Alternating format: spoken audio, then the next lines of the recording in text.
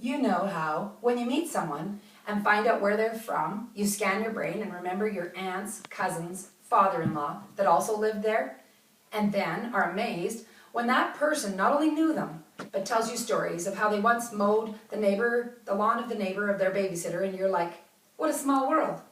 It's all about connection. Do you remember the Alberta flood 2 years ago? I remember it vividly because one of my sons was in Calgary at the time. We watched the news to get updates on the devastation in the downtown core, right where he was staying. We waited, we prayed, we hoped, and we waited some more.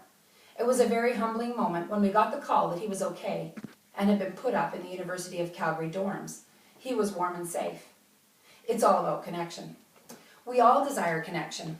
What happened to us at the time of that flood is repeated over and over again in all natural disasters.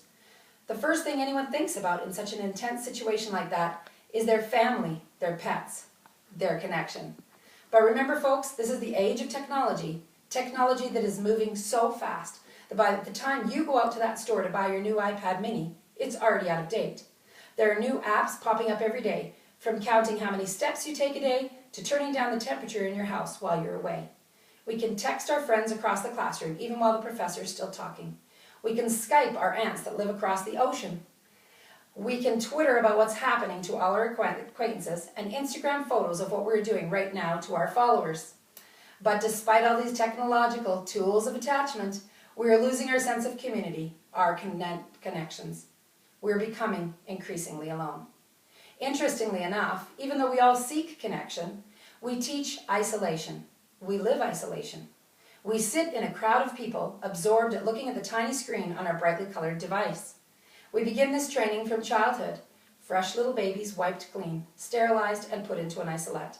To bring them home, we tightly wrap them up in chevron-patterned muslin blankets. We sit them in their own adorable little car seat and drive them carefully home to put them to sleep in their own craftsman-style crib that conforms to all Canadian cribs and cradle regulations. Not only do we teach isolation, we even regulate it. After a few days or weeks or months of sleepless nights, we decide it is time to teach them to sleep through the night. When they cry because they aren't used to being alone, we comfort ourselves, saying that this is best. We have to teach them to disconnect from their feelings in order to help them survive the separation they're soon going to have to face in our society. We continue this education of disconnection by teaching our children independence. We drop them off with their teal-colored personal backpack at daycare, babysitters, and pre-kindergarten. School starts when they're young because they need to learn independence so that they won't live with us forever.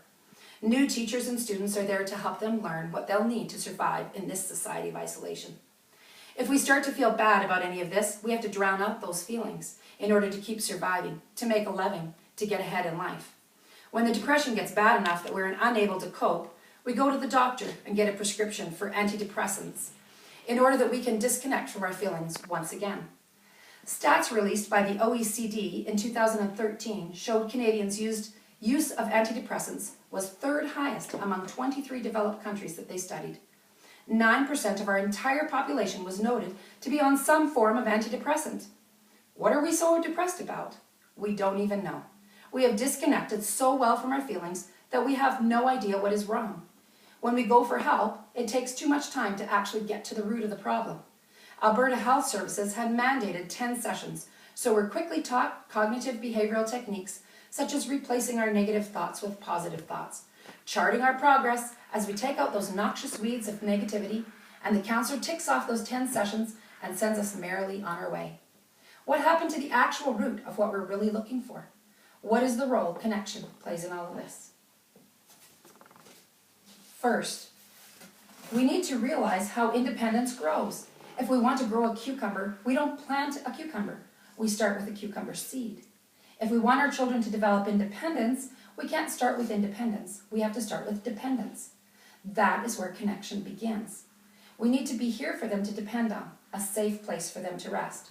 Dr. Neufeld, a developmental psychologist, insists that the path to independence will come if we provide more for our children than they need, saturating them with acceptance even when they make mistakes, so that they know our connection with them goes beyond the tantrum in the grocery store over their favorite toy that they can't buy. Second, we need to face our family stories. Brené Brown, a qualitative social work researcher, states, when we push down hurt or pretend that struggle doesn't exist, the hurt and struggle owns and defines us.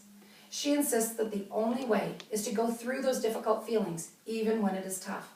But when we do own our stories, she says, we then become the author that gets to write a brave new ending. Thirdly, we need to lobby the government to change the model of counseling and parenting training from a behavioral model into a developmental model. Yes, it's going to take longer than 10 sessions, but in the long run, it's going to save us money because we're not going to have to go back again and again to get rid of a new noxious weed that is choking out our well-being. Let's start to examine the roots of those noxious behavioral weeds that we are fighting so we can extinguish them before the weeds of bullying, shaming, cutting, violence, suicide, and such take over our society. Lastly, we need to put down our devices and really interact with the people around us. Look them in the eye, smile, and nod. Take time to be with them and really listen.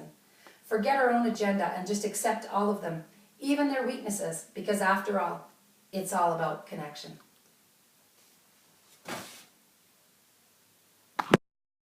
Dum